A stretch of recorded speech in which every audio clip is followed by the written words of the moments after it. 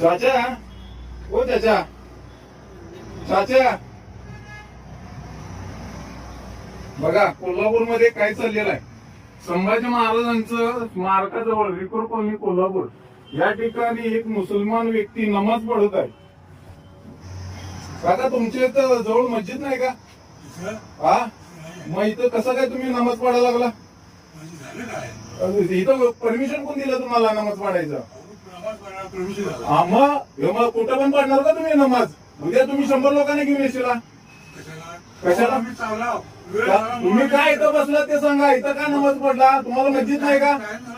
हा, नाही नाही नाही, तुम्ही पडायचं नाही. इथं संभाजी महाराजांचं मारा. इथं काय हे पण आता ही पण जागा कब्जा करायला का नमाज पडून? बघा यांचा ऍटिट्यूड बघा.